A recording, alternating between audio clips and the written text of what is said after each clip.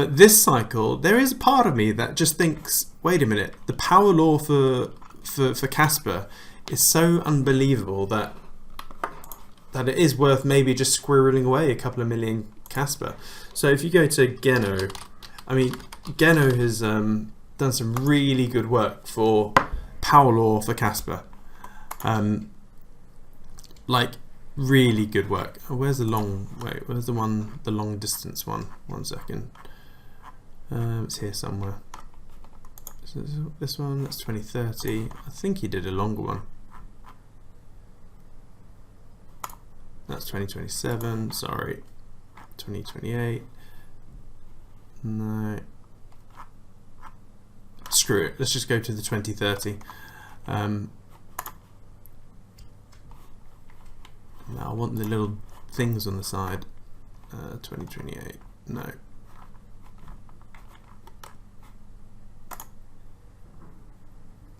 Yeah, that'll do, big.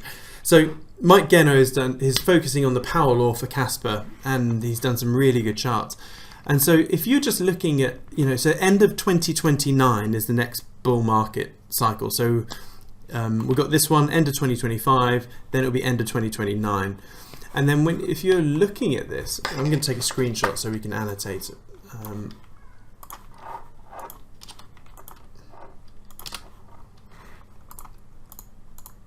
If I just draw a little line, so let's call it somewhere here, end of 2029 roughly, and let's just take that yellow bar, okay? Not even, oh no, the first orange bar, there we go. Let's make this yellow, and then copy and paste that. So this little orange bar there, if we straighten this, whoopsie, takes us to here, which I mean it blows my mind. So the way to work this out is that so that's 1, 2, 3, 4, 5. So you do 5 times 10 to the power of, and the power band is 1. So 1, $50. So average-ish, let's say high average of Kaspa, end of 2029 is $50 per Kaspa, which is just freaking unreal. So if you have 1 million Kaspa, that's $50 million. Obviously, this accounts for inflation could go nuts. So God knows what $50 million would buy you by the end of 2029. But still, so part of me is thinking, why don't I just siphon off 1 million Kaspa per child, just put it in a cold wallet and just forget about it for the next 5 years, and don't worry about sidestepping, blah blah blah. So yeah, part of me just thinks that. I had a similar thought, and so I did an Excel spreadsheet. I still can't decide to sell it all or sidestep it in the bear markets. But I was looking at, could I get a 33% discount during a bear market?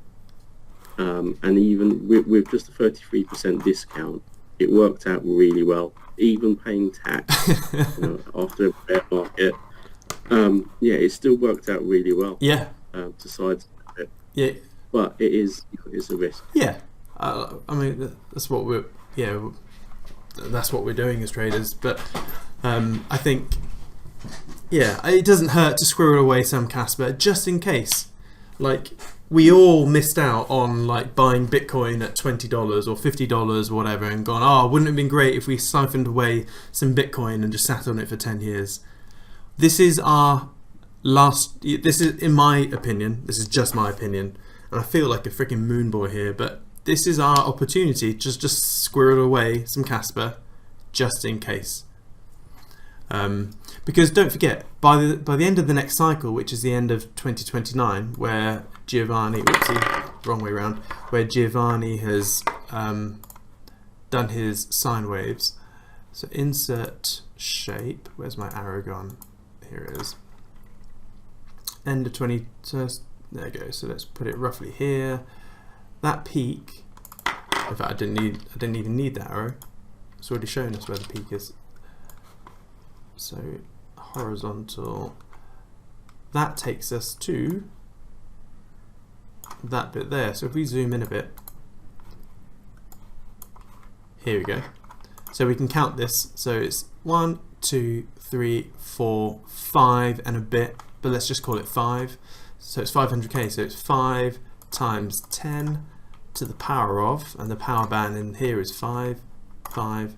There we go, 500k Bitcoin. So what this means is that the 2029 cycle high should be around 500k Bitcoin and $50 Kaspa. So, and when you're looking at the multiples, okay, $500, 500k divided by what's Bitcoin? I know 66k right now. That's a 7.5x. But obviously, with Kaspa, $50 Kaspa divided by, I don't know, 15-cent Kaspa is freaking, yeah, unbelievable. So, squirrel away doesn't hurt.